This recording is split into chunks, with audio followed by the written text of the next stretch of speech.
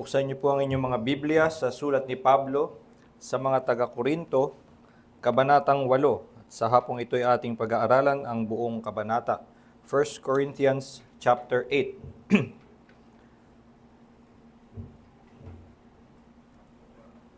Sabi nga natin, ang sulat ni Pablo sa mga taga-Korinto ay kanyang sagot sa mga nabalitaan niyang mga problema doon sa iglesia.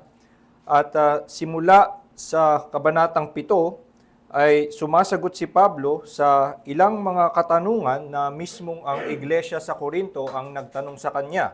Sa Kabanatang 7 ay sinasagot niya ang tanong sa kanila tanong ng mga taga-Korinto kay Pablo tungkol sa may kinalaman sa pag-aasawa, concerning the matters about things about which you wrote. It is good for a man not to have sexual relations with a woman. At dito nga sa pagdating sa Kabanatang 8, meron na uling bagong tanong na tatalakayin si Pablo, at ito naman ay tungkol daw sa food offered to idols. Yun sinasabi sa verse 1. Now concerning food offered to idols. Literally, sa Griego, ito ay idol meat. So, patungkol daw doon sa mga karne na nakakabit sa mga idol na sinasamba ng mga nakapaligid sa kanilang ibang relihiyon. Ngayon, ang paksang ito ay siguro masyadong kakaiba sa atin dahil tayo naman ay lumaki sa isang lugar na hindi palasak ang may mga sumasamba sa mga Diyos-Diyosan at nagkakaroon pa ng mga animal sacrifice. Pero itong pangyayaring kakaiba man noong panahon ni Pablo ay nakaugat sa isang kasalanan na tayo rin ay may panganib na gawin. At dito nga sa buong kabanatang ito ay matututo tayo kay Pablo kung paano labanan ang kasalanan ito na pagmamataas at pagtalikod kay Kristo. Kaya nga ating pakinggan ang mga turo ni Pablo sa mga taga-Korinto kung paano lalabanan ang kasalanan na nagdala sa kanila sa ganitong sitwasyon na silang magkakapatid ay hindi nag-iibigan, walang pakundangan sa isa't isa sa kanilang mga kahinaan. Kaya pakinggan natin ang turo ni Pablo. Hayaan niyong basahin ko sa inyo ang Kabanatang 8 ng sulat ni Pablo sa mga taga-Korinto. Babasahin ko po sa wikang Ingles. Ito po ang salita ng Diyos. Now concerning food offered to idols, we know that all of us possess knowledge. This knowledge puffs up, but love builds up. If anyone imagines that he knows something, he does not yet know as he ought to know. But if anyone loves God, he is known by God. Therefore, as to the eating of food offered to idols, we know that an idol has no real existence, and that there is no God but one. For although there may be so-called gods in heaven or on earth, as indeed there are many gods and many lords, yet for us there is one God, the Father, from whom are all things and for whom we exist, and one Lord, Jesus Christ, through whom are all things and through whom we exist. However, not all possess this knowledge, but some, through former association with idols, eat food as really offered to an idol, and their conscience, being weak, is defiled. Food will not commend us to God. We are no worse off if we do not eat, and no better off if we do. But take care that this right of yours does not somehow become a stumbling block to the weak. For if anyone sees you who have knowledge eating in an idol's temple, will he not be encouraged, if his conscience is weak, to eat food offered to idols? And so by your knowledge this weak person is destroyed, the brother for whom Christ died. Thus sinning against your brothers, and wounding their conscience when it is weak, you sin against Christ. Therefore, if food makes my brother stumble, I will never eat meat, lest I make my brother stumble. Ito po ang salita ng Diyos. Tayo po ay sandaling manalangin. Ama naming Diyos, kami lumalapit sa iyo sa hapong ito at naghahangad na maliwanagan patungkol sa katuruan ng inyong banal na kasulatan.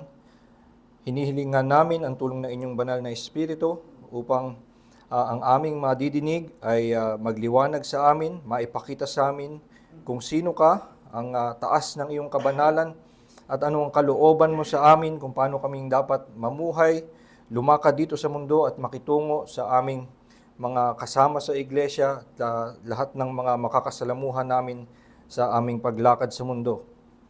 At gayon din, sana nga ay sa tulong ng inyong banal na Espiritu ay magliwanag din sa amin ang kapatawaran sa aming mga kasalanan sa pamamagitan ni Kristo na siyang ang mukha ng inyong kaluwalhatian, ng inyong biyaya, at sana nga lumiwanag sa amin ang Ebanghelyo na siyang tanging pag-asa naming mga makasalanan habang kami namumuhay pa dito sa lupa. Dalangin nga namin na ang lahat ng aming madidinig ay maitanim ng tunay sa aming mga puso at magbunga sa aming pang-araw-araw na buhay. Samahan niyo kami. Ito po aming dalangin sa Panginoon Jesus. Amen.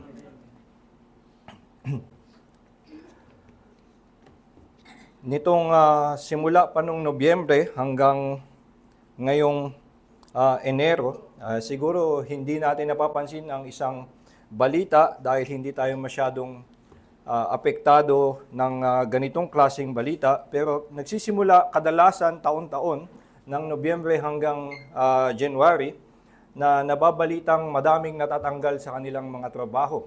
Dahil ito ang pagtapos ng fiscal year ng mga negosyo at pagsasapit na ang November hanggang mga January, dito nagko-compute ang mga kumpanya at tinitingnan kung kanilang mga empleyado ay sulit pa bang bayaran. At kung hindi naman kung nakikita nila na ang kanilang mga empleyado ay underperforming, kumbaga binabayaran sila pero mukhang nalulugi yung kumpanya, hindi naman kumikita sa pamamagitan nung ibinibigay nila dito sa mga empleyado, ay baka magdesisyon sila na magtanggal ng maraming mga empleyado. Ito nga ay kalakaran sa maraming mga kumpanya at ito'y madalas mangyari, hindi man umaabot sa atin. Ito ay mahirap na pagdaanan kung ikaw mismo ang matanggal sa trabaho, masama ka doon sa layoff na ginagawa ng kumpanya. Pero kailangan nga tanggapin na ito ay sa nature ng isang company, ito ay napaka-natural na mangyayari. Dahil ang company ay isang profit-oriented organization, meron silang mga layunin at ito ang kanilang ito ang dahilan kaya kanila kinuha bilang empleyado ay para makatulong ka doon sa kanilang layunin na kumita. At kung ikaw naman ay nagiging dahilan lang para maubos ang kanilang pera, malugi ang kanilang negosyo, ay baka nga ikaw ay tanggalin.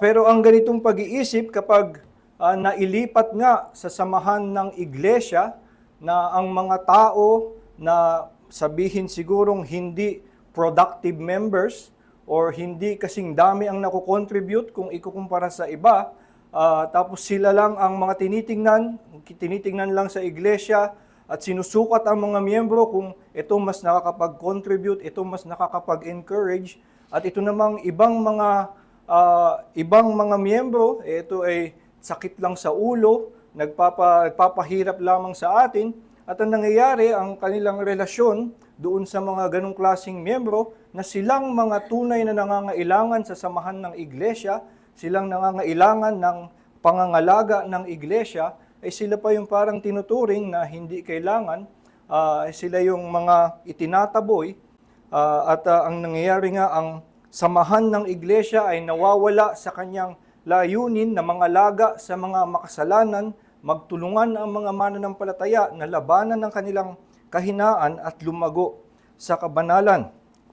At parang ganito ang nangyayari sa mga taga-Korinto, ganito ang kanilang nagiging ugali na nagpapataasan na lamang sila sa kanilang mga kagalingan at yung mga hindi nila nakikitaan ng kaparehong antas ng paglilingkod, hindi nila nakikitaan ng kaparehong antas na pinagkalooban ng kaalaman o ano pa mang ibang biyaya ng Diyos, ay hindi nila ituturing na kabilang sa kanila. Yun yung ibig sabihin noong sinabi sa verse 1, sabi sa chapter 8 verse 1, concerning food offered to idols, we know that all of us possess knowledge. Kung ang binabasa nyo ay mga bagong salin, yung mga ESV, NIV, may karamihan na salin ngayon ay naglalagay ng quotation marks. Yung mga mas luma, dahil yung pinanggalingan yan, yung mga Tagalog halimbawa, ay mga 1908 pa yata nung tinranslate, in-update lang ng onte para mas bago, ay wala yung quotation marks. At yung quotation marks ay dahil kumbinsido ang mga dalubhasa na itong sinasabi sa verse 1 ay nagmula sa mga taga-Korinto. Hindi ito sinabi ni Pablo, kundi inuulit ni Pablo, ito yung sinabi nyo sa akin. Sabi nyo sa akin, we know that all of us possess knowledge.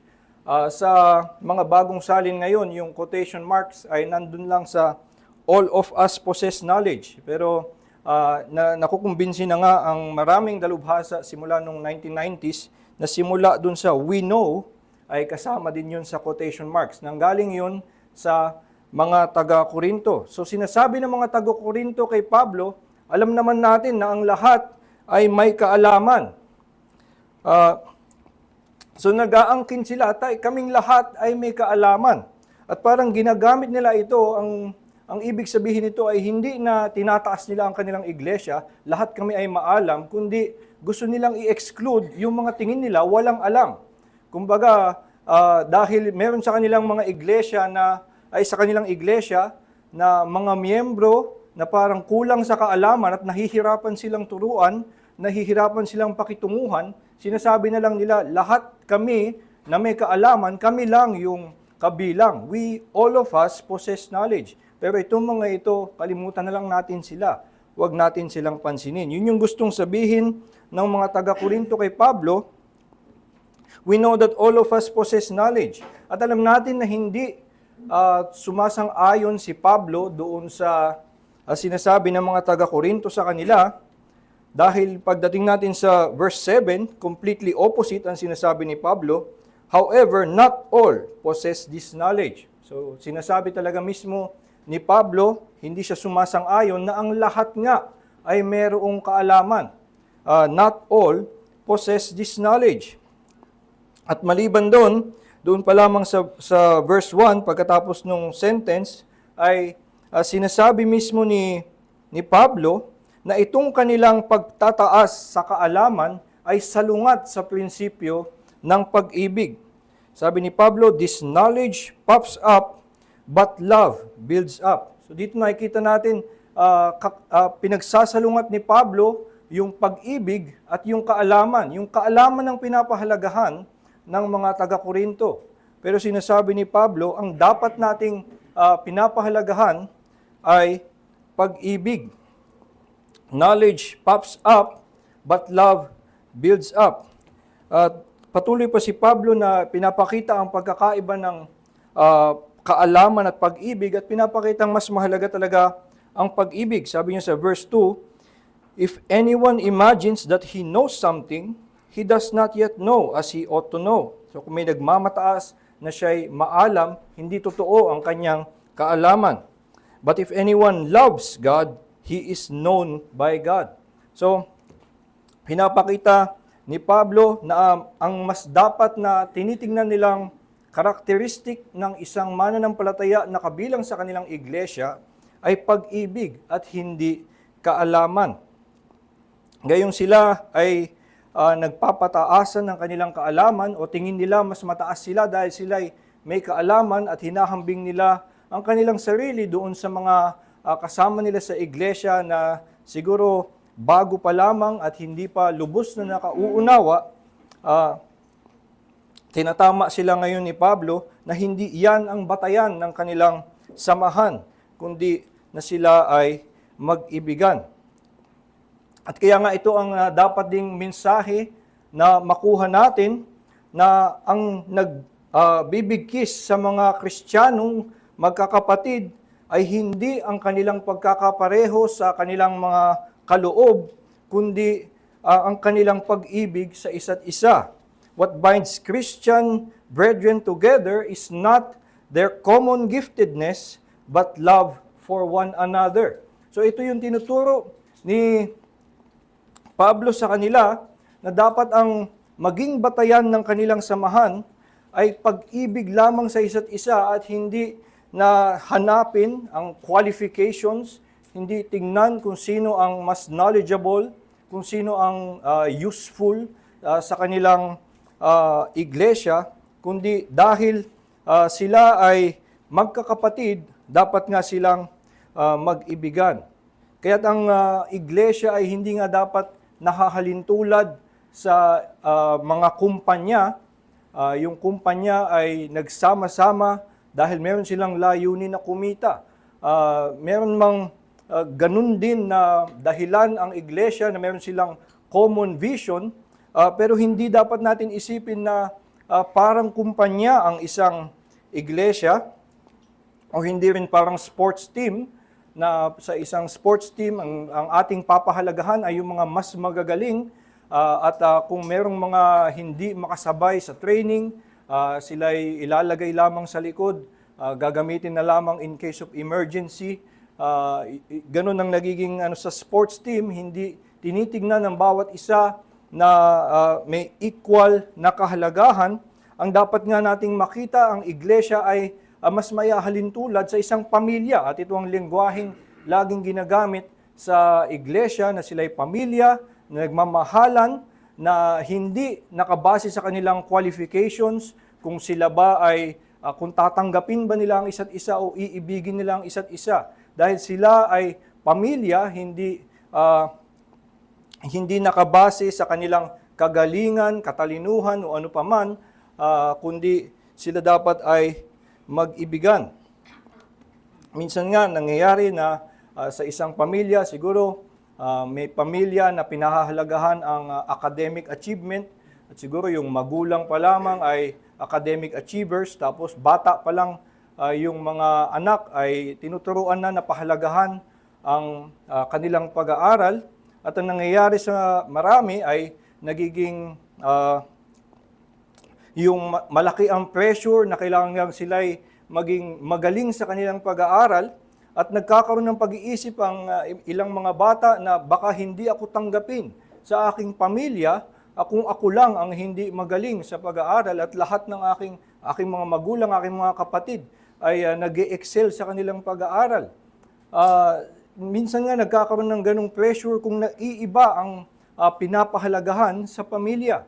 Pero dapat nga na mapaalalahanan ng bawat isa, at lalo na yung mga ganoon na nag-struggle, nagkakaroon ng mga insecurity sa harap at kasama ng kanilang mga kapamilya, na siguro mas may kagalingan sa kanila, na sila'y tinatanggap pa rin.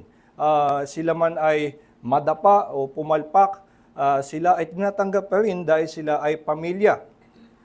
So ito ang pagtatama na ginagawa ni Pablo sa mga taga-Korinto, na pinapaalalahanan sila na sila'y pamilya, hindi kumpanya o hindi isang kupunan ng sports, kundi pamilya na dapat nag-iibigan, ano pa man ang kanilang mga pagkakaiba, ano pa man ang kahinaan ng bawat isa, sila dapat ay nagdadamayan, nagtutulungan, at nag-iibigan.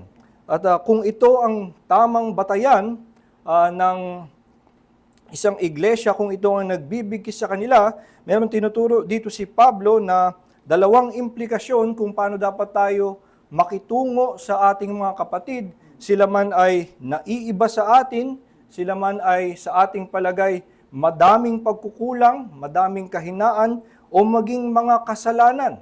Kung nakikita natin sa ating mga kapatid na sila'y madaming pagkukulang o mga kasalanan, meron pa din tayong tinuturo dito ni Pablo na paraan ng pag-ibig sa kanila.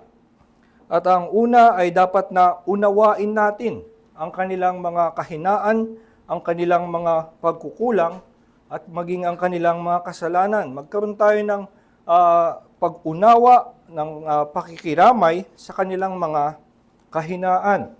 Ito ang tinuturo ni Pablo, makikita natin mula verse 7. At nangyari sa mga taga-Korinto, yung mga taga-Korinto ay dahil nga ang ilan sa kanila ay gifted in knowledge, sa pag-unawa sa spiritual truths, ay nagkaroon sila ng uncaring attitude doon sa mga iba na siguro ay nahuhuli sa kanilang pag-unawa tungkol sa ilang mga doktrina.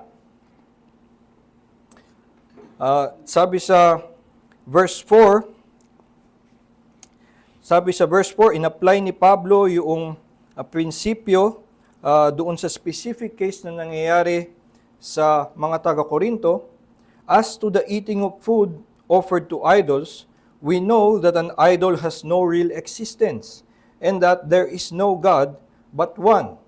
Ito muli ay mga salita na nanggaling sa mga Korinto at sinabi nila kay Pablo, kanilang inaangkin, alam natin na yung mga idol, wala naman talaga silang tunay na existence. Hindi totoo yan. Yung mga nililok na mukhang mga idol, wala naman talagang Diyos-Diyosan na nandoon. Ito'y gawa-gawa lamang. At iisa lang ang Diyos. There is no God but one. So, ang nangyari sa logic ng mga taga-Korinto, dahil ang mga idols ay nothing, wala naman silang real existence, at dahil iisa lang naman ang Diyos, yung mga inialay sa kanilang pagkain, yung mga karne, idol meat na inialay sa kanila, they can eat freely. So, kakain na lang sila ng walang pakialam kung anong itsura nito sa mga nakakakita sa kanila. So, kung siguro tayo, dahil naniniwala tayo na wala lang naman yung mga rebulto na ginagawa, sige, makihimas na tayo dun sa mga rebulto dyan sa labas o sa mga Catholic churches, mag-sign of the cross na din tayo. At kung makita tayo ng mga ibang nakatingin sa atin, ay sabihin na lang natin, wala lang naman yung mga yan. Hindi naman totoo yung existence, katuwaan ko lang na humawak doon sa rebulto. At yung parang ganito yung nagiging ugali ng mga taga-Korinto, yung mga tao nung panahon nila nanggaling nga sa pagsamba sa mga Diyos-Diyosan at sila'y nalilito ngayon. Bakit itong mga Kristiyano, pwede ba talagang gawin na sila ngayon ay sabi nila ay iisa na lang ang Diyos at sila ay kinikilala na itong particular na Diyos ng mga Hudyo at ang pagpapakilala kay Hesukristo bilang nag-iisang tagapagligtas. Pero okay lang ba na sasabihin lang nila sumasampalataya sila, pero ngayon kakain sila nitong mga karne na inoffer sa mga Diyos-Diyosan sa kanilang sa ibang mga Diyos-Diyosan. Dahil nga nung panahon nila sila'y napapalibutan ng mga ibang relihiyon, ang karamihan ng karne na mabibili ay nanggaling sa mga sa temple ng iba. So yung kanilang naging problema ay pag yung mga Kristiyano ngayon ay kakain ng karne, ay lahat ito ay para bang polluted by idolatry para sa mata ng iba. At ngayon nalilito yung ilan na hindi pwede ba talagang kainin ito o hindi? Hindi ba pag kinain ko parang kinikilala ko ngayon yung Diyos-Diyosan ng iba? At sinasabi ng mga taga-Korinto, wala lang naman yan at wag na nating isipin pa kung yung iba man ay nalilito at nasasaktan, ay wala naman talagang makukuha na walang pollutant yung pagkain.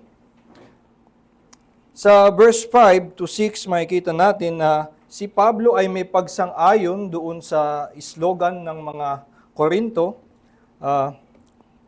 Sinabi niya, although there may be so-called gods in heaven or on earth, as indeed there are many gods and many lords, yet for us there is one God, the Father, from whom are all things and for whom we exist, and one Lord, Jesus Christ, through whom are all things and through whom we exist. So nakita natin si Pablo ay sumasang-ayon na wala naman nga talagang ibang mga Diyos-Diyosan at meron mang iba na tinatawag na Diyos-Diyosan ang kanilang mga sinasamba, tinatawag na Panginoon ang kanilang mga sinasamba, pero sila ay nakakakilala na iisa lang talaga ang Diyos, iisa lang talaga ang Panginoon. Pero hindi sumasang-ayon si Pablo sa mga taga-Korinto na dahil wala lang naman ang mga Diyos-Diyosan, ay pwede na tayong magwalang bahala sa konsyensya ng iba, na maging wala na tayong pakialam kung ano ang iniisip ng mga nagmamasid sa atin. Sabi ni Pablo sa verse 7, not all possess this knowledge. At dito nga ay pinapakita na ni Pablo na meron siyang pagmamalasakit doon sa iba. Kahit na alam niya ang isang na mahalagang kilalanin ng isang Kristiyano, mahalagang kilalanin ng isang mananampalataya, na iisa lang ang Diyos, na iisa lang ang Panginoon. Hindi ba't para sa atin, tingin natin napaka-basic dapat na katotohanan na ito. Pero meron pa ding puwang para kay Pablo na unawain ang maging ang ilan, ang mga iba na nag-struggle pang matanggap ito dahil nga sila ay nagmumula sa background na nanggaling sila sa pagsamba sa ibang Diyos-Diyosan. Nakikita natin ang pag-unawa ni Pablo sa kanilang kalagayan dito sa verse 7, not all possess this knowledge, but some, through former association with idols, eat food as really offered to an idol, and their conscience, being weak, is defiled. So nakikita natin na si Pablo ay may handang umunawa maging sa mga mananampalataya na isang napaka-basic na katotohanan dapat para sa isang mananampalataya na kilalanin na iisa lamang ang Diyos, na wala namang substance ang mga Diyos-Diyosan, pero si Pablo ay handang unawain ang kanilang kahinaan, unawain ang kanilang na matutunan pa lang nila ito, at mag-ingat sa kanila, sa paggabay sa kanila, at sila hindi masaktan sa kanilang konsyensya.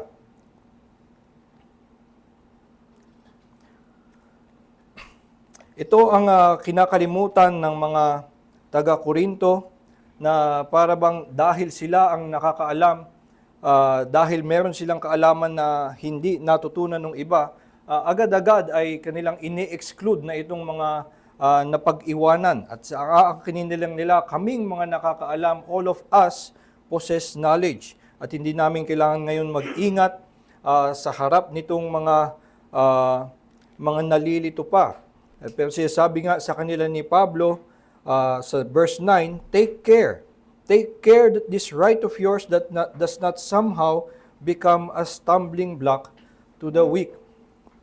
Dahil nga ang dapat na bumibigkis sa mga mananampalataya ay ang pag-ibig sa isa't isa.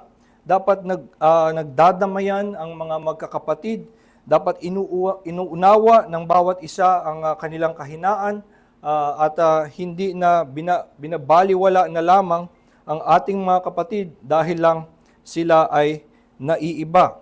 Kung sila man ay may kakulangan, may pagkakaiba sa atin, tungkulin natin bilang mga kapatid, bilang magkakapatid na tayo ay magdamayan at umunawa sa kanila.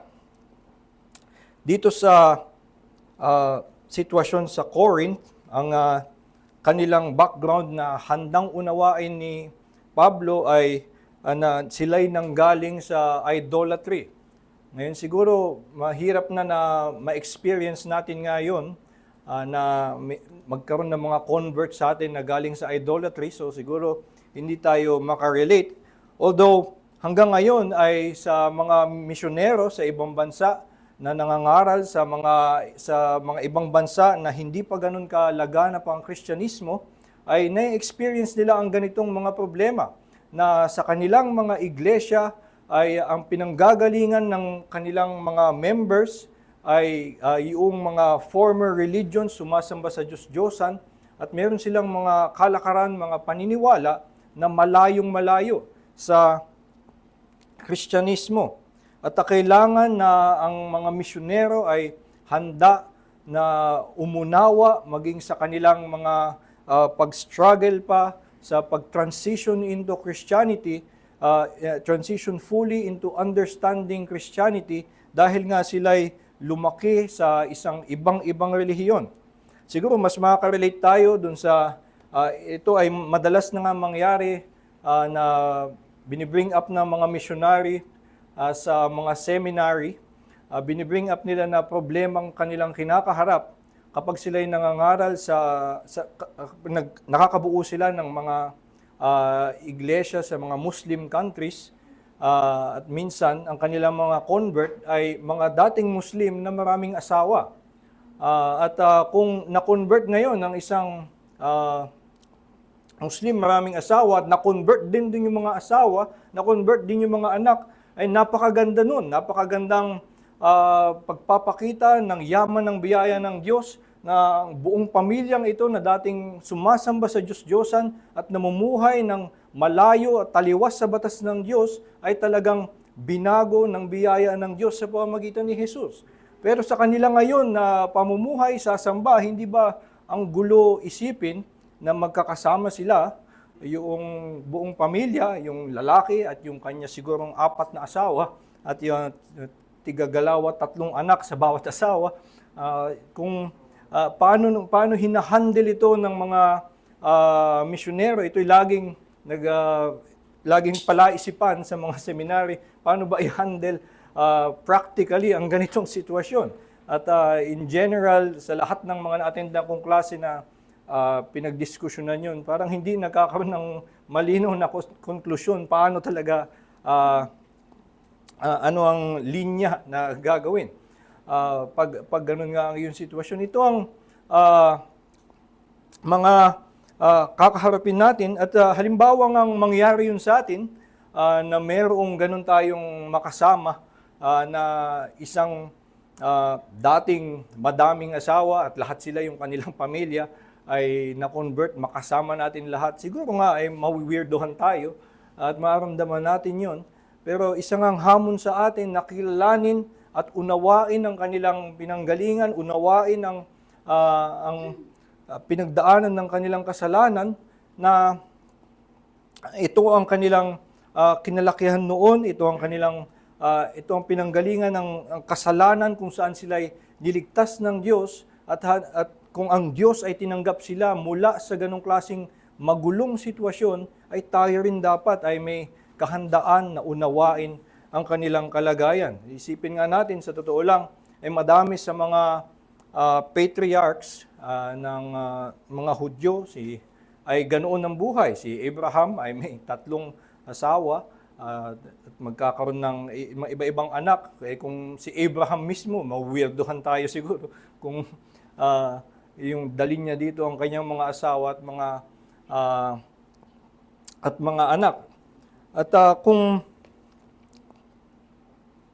meron tayong pag-unawa na ang tao nga ay may kahinaan, may kasalanan, dapat nga na unawain natin ang kalagayan ng bawat isa kahit na ito'y naiiba sa atin, kahit na ito'y medyo weird para sa atin, handa tayong unawain ang mga ganitong kalagayan. Pero sa atin pa lang nga mismo, ako lang ay na-weirdohan na din minsan, kahit na hindi pa ganun ka-strange yung ma-experience ko. Minsan nga ay hindi formerly idolatrous, ni hindi formerly polygamous, kundi parang formerly charismatic lang. May weirdohan na ako. So halimbawa, may umattend dito na dati siya kasing galing sa worship na maingay. Pagdating dito, habang kumakanta ng hymns, nakataas yung kamay. Tapos iyak ng iyak. Kahit ganun pa lang, pinagbubulungan na yun minsan ng mga members. So ito ay meron talaga tayong tendency na even a small difference, napaka mild lang naman, ay talagang minamaliit natin, hinahamak natin dahil tingin natin ito ay isang kakulangan at tayo ay nakakalamang sa kanila. Pero ito nga ang hamon ng tungkulin na ibigin ang ating mga kapwa, sila man ay naiiba sa atin, sila man ay may kakulangan o may kasalanan man, ay dapat tayo ay magpatawad. Tulad ng sinasabi sa Ephesians na tayo dapat ay we should forgive one another as Christ forgave us. Isang magandang pagpapahayag kung paano ang Diyos ang umunawa sa atin, sa ating kalagayan ay nasa Psalm 103, doon sa verse 13 to 14. Sabi sa Psalm 103, 13 to 14, "As a father shows compassion to his children, so the Lord shows compassion to those who fear Him. For He knows our frame, and He remembers that we are dust." So ang Diyos mismo na talagang malayo sa atin, sa kabanalan, ibang-iba sa atin, at kung tutuusin ay wala talagang business na tumingin pa sa atin with favor and grace, pero ang Diyos ay inaalala, na kinikilala na tayo ay may ganitong kahinaan. He knows our frame. He remembers that we are but dust. Kaya nga sa Hebrews 4:15, meron ding sinasabi kung paanong si Kristo, dahil siya ay nagkatawang tao at namuhay dito sa lupa, dumaan sa mga tukso na atin ding pinagdadaanan, si Kristo ay may pagkilala at pag-unawa sa atin sa ating mga pinagdadaanan. Kaya si Kristo, maging siya'y nasa langit, maging siya'y banal na, at kasama ng Diyos sa langit at kasama ng mga banal sa langit, kapag siya'y tumitingin sa atin dito sa lupa, hindi siya nadidismaya, hindi siya nagagalit, at mas kinaawaan niya tayo, at mas siya'y nakikiramay sa atin dahil na siya'y tumitingin sa atin ng may pag-ibig at hindi pagkamuhi. Kaya't ito ang dapat ngang ginagawa natin kung ang Diyos ay may ganitong pag-unawa sa atin, sa ating kahinaan, sa ating kasalanan, tayo din sa ating mga kapatid, anumang makita natin sa kanila na kakulangan o maging kasalanan, ay tayo rin ay magpakita sa kanila ng pag-unawa at pagpapatawad. Pero hindi lamang na tayo ay para bang titingin sa kanila at sabihin natin, sige, magiging patient ako sa iyo, sige, iintindihin ko na kulang ka pa.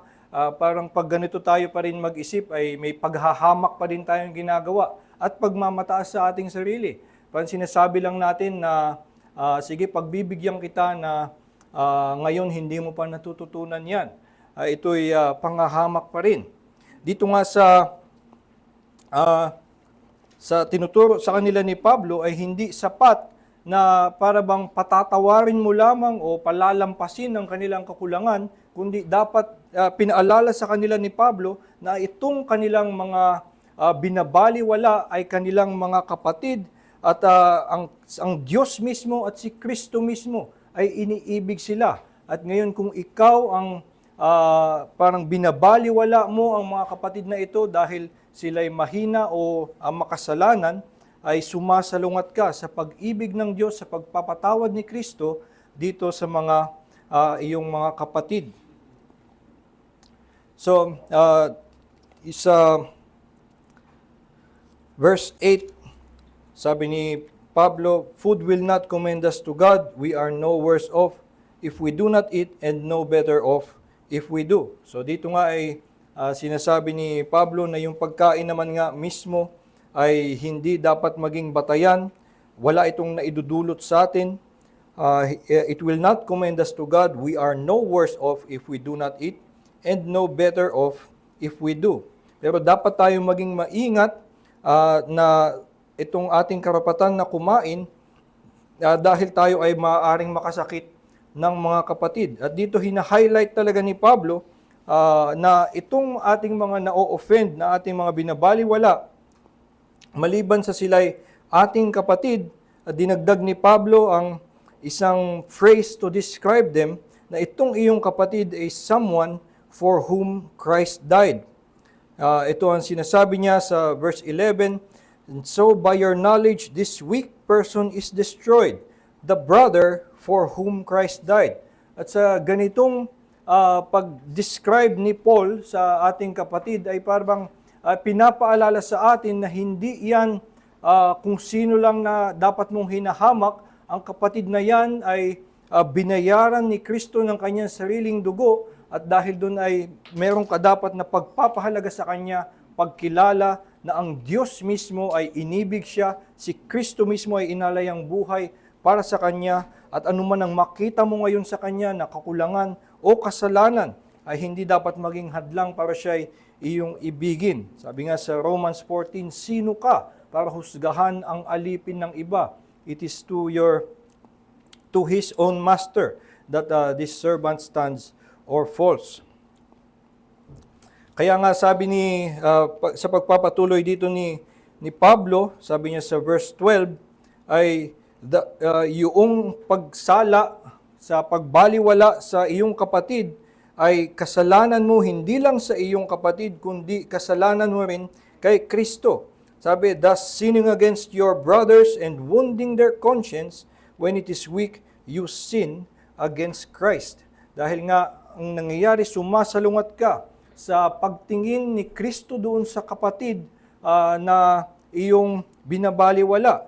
Kay Kristo, siya ay isang anak na kanyang iniibig, siya ay anak na ang layunin niya ay iligtas at dalhin sa langit, pero ikaw ay ini-exclude mo siya, hindi mo siya pinapatawad, at gusto mo siyang iwan dahil para sa iyo siya ay pabigat.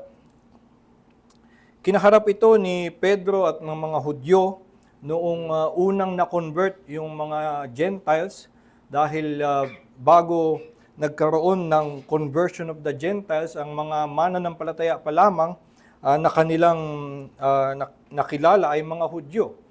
So pagdating sa Acts chapter 10, kinailangan na bigyan ng special vision, revelation para kay Pedro na binubuksan na ng Diyos ang kanyang ebanghelyo na ito'y dinadala ang kaligtasan sa lahat ng mga bayan. At nawawala na yung dating requirement that the people of God need to be circumcised, they need to be Jews, at they need to follow ceremonial laws. Pero ang nangyari nga, nung pinaalam ito kay Pedro at tinanggap niya ang mga Hentil, ang una si Cornelius sa Acts chapter 10, nakita ng mga Hudyo, anong ginagawa mo? Bakit sumasama ka ngayon dyan? So nag-i-struggle nga itong mga Hudyo na makitang tinanggap na, binuksan na ang biyaya, maging dito sa mga dating sumasamba sa Diyos-Diyosan na sa kanilang pananaw bilang mga Hudyo ay mga kaaway ng bayan ng Diyos. Kinailangang ipaliwanag ni Pedro sa kanila na nagpakita ang Diyos sa kanya at na pinakita na wag daw niyang tawagin na unclean ang mga tinanggap na ng Diyos na clean. At sabi niya sa Acts chapter 11 verse 17, kung ang Diyos mismo ay tinanggap sila, sino ako para humadlang sa kanila? Sabi basahin natin Acts chapter 11 verse 17, if then God gave the same gift to them as He gave to us when we believed in the Lord Jesus Christ, who was I that I could stand in God's way? At ito ang parang ginagawa ngayon ng mga taga-Korinto na binabaliwala ang kanilang mga kapatid dahil tingin nila ang lahat dapat ay natutunan itong basic na kaalaman na iisa lamang ang Diyos at ang mga Diyos-Diyosan ay wala namang totoong essence. Pero sinasabi na kung sino man ang sumampalataya, sila'y tinanggap ng Diyos, binihisan kay Kristo, at lahat sila ay iniibig ng Diyos at may determinasyon ng Diyos na sila nga ay dalhin lahat sa langit at makapiling siya ng walang hanggan. At kung ganoon, ang mga taga-Korinto ay para bang ginagawa itong sinasabi ni Pedro na standing in God's way. Sila ay humahad lang sa Diyos na mag-minister at abutin itong mga tao na naiiba sa kanila o sa tingin nila ay may pagkukulang. At siguro sa ating panahon, yung parang na-experience na nga natin ay yung may mga pagkakaiba sa atin. Kung sila ay meron tayong kaalaman na pinapahalagahan natin at sila ay hindi pa nakakaabot doon, ay dapat meron tayong pag-unawa na ang kaalaman nga na yun ay ibinigay lang sa atin sa pamamagitan ng biyaya ng Diyos, at hindi natin dapat ito ipagmalaki at di natin dapat hamakin ng iba kung sila ay hindi pa napagkakalooban ng kaalaman na ito. Isang naging pagbibiro ng mga sumusunod kay Spurgeon noon ay kung si Charles Wesley daw ba ay maliligtas. Si Charles Wesley ay isang Arminian at hindi naunawaan ang katotohanan ng predestination, ang katotohanan ng yung Calvinism, at hanggang sa kanyang kamatayan ay pinangahawakan ni Charles Wesley ang katuruan na iyon. At itong ngayong mga estudyante ni Spurgeon ay pabiro na nagtatanong kay Spurgeon, tingin niyo po ba si Charles Wesley ay makikita natin sa langit?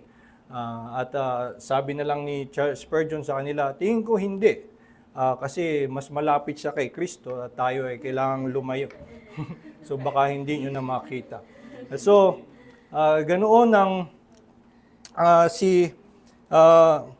ang pagkilala rin ni Spurgeon maging sa isang kapatid na may pagkukulang sa kaalaman, may pagkakaiba sa kaalaman, ay meron pa din siyang paggalang na itong taong ito ay may naiambag na malaki sa paglaganap ng ebanghelyo at hindi dapat nagiging batayan lamang at nagiging mas sukatan yung kanilang kaalaman, kundi nga dapat sila'y ibigin dahil lahat ng sumampalataya kay Kristo at tinanggap ang biyaya ng Diyos sa pamamagitan ni Kristo ay tunay na kanyang binihisan ng buong katwiran ni Kristo at iniibig ng Diyos ng walang patid.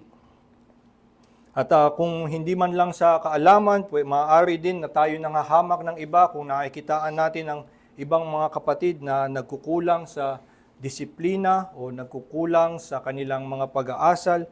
Maging sa mga ganung bagay, tayo ay may tungkulin sa ating mga kapatid na kilalanin nga na sila ay tinanggap ng Diyos, namatay si Kristo para sa kanila kung sila'y mananampalataya, at tayo dapat kumilala na sila ay mga maluluwalhati pagdating ng katapusan. Isa nga talaga ngayon na naghihiwalay sa maraming mga Kristiyano na tipo ng pagkakaiba ay kapag nag-iiba ang kanilang pananaw sa politika. Minsan nagiging batayan kung sino ang kinakampihan nila doon sa nangyayaring gera, at kung may makita silang mga Kristiyano na ang sinusuportahan sa gera ay itong isang bansa, ay sasabihin nila na ay hindi yan mga tunay na mananampalataya. Naging ang batayan ng pagiging ligtas, ng pagiging mananampalataya ay kung sino ang iyong pinanigan sa gera. Pero ang sinasabi nga sa atin at ang pangako ng Diyos, anumang lalim ng iyong kasalanan, anumang kasamaan ng iyong pinanggagalingan, kung ikaw ay sumampalataya kay Kristo sa biyaya na pangako sa Ebanghelyo, ikaw ay tunay na maliligtas. At hindi dapat ito natin binabaligtad anumang pagpapahalaga natin sa ating mga political conviction.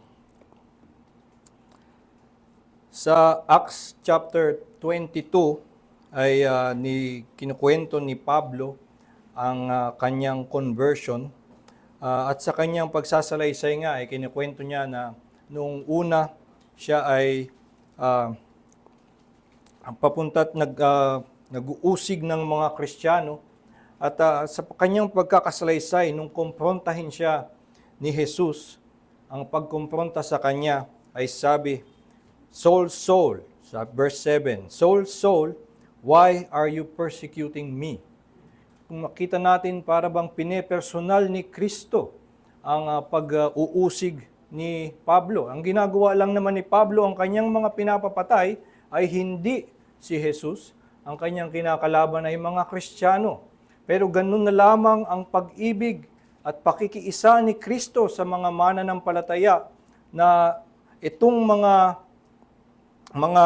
inuusig ni Pablo, hindi man natin kailanman nalaman anong mga pangalan nila, itong mga inuusig ni Pablo ay ganun na lamang ang pag-ibig at pagpapahalaga ni Kristo sa kanila, na nakiisa si Kristo sa kanila at sinabi, bakit mo ako inuusig? At makikita nga natin, kaya pagdating dito sa verse 3, sa verse 3 ang binabanggit, sa chapter 8, verse 3 ng ating talata, makikita natin na ang binanggit muna ni Pablo ay tungkol sa pag-ibig sa Diyos. If anyone loves God, he is known by God. Pero ang lahat ng kanyang mga kasunod na sasabihin ay tungkol sa pag-ibig sa mga kapatid. At hindi nga dapat natin nakikita na ito ay magkaiba o magkahiwalay. Dahil ganun ang pakikiisa at pag-ibig ng Diyos at pag-ibig ni Kristo sa mga mananampalataya, na kung sinasaktan mo ang iyong mga kapatid, ang sinasaktan mo rin at kinukontra mo ay si Kristo.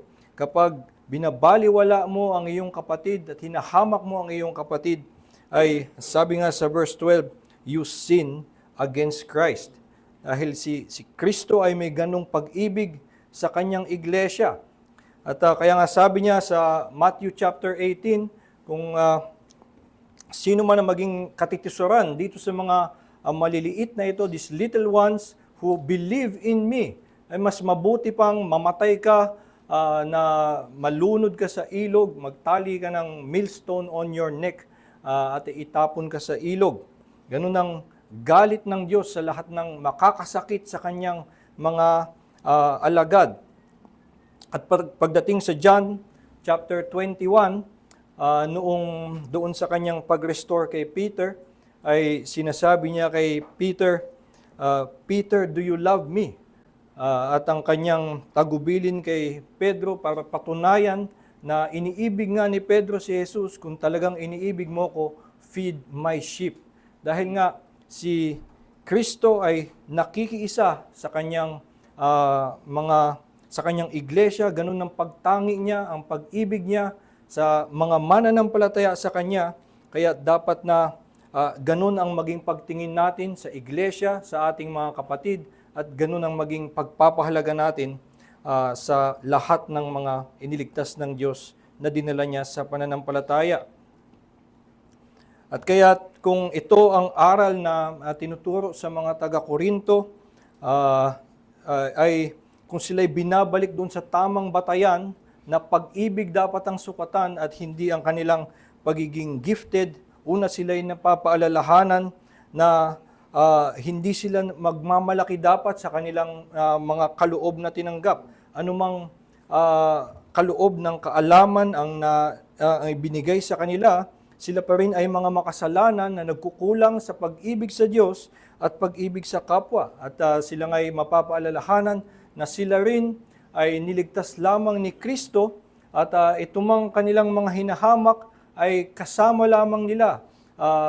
Kapareho lamang nila na nakaasa sa kaligtasan sa pamamagitan ni Kristo, at kaya't walang dapat na humadlang na sila'y mag-ibigan, magtulungan at magkaisa. Ang describe nga ni Pablo sa chapter 1 na sila ay magkakasamang tumatawag sa Panginoon at magkakasamang tinawag ng Panginoon.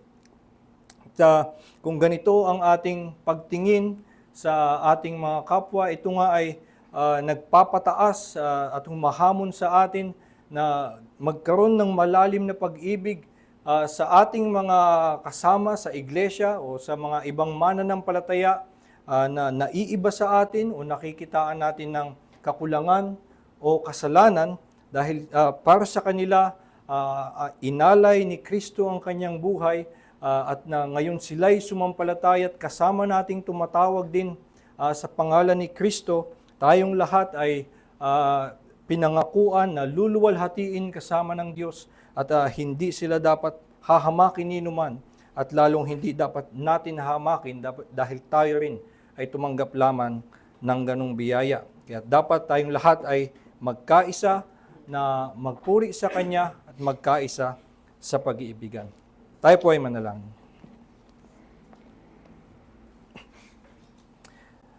Ama naming Diyos, nagpapasalamat kami sa iyong salita na nagpapaalala nga sa amin na lahat kami ay mga makasalanan.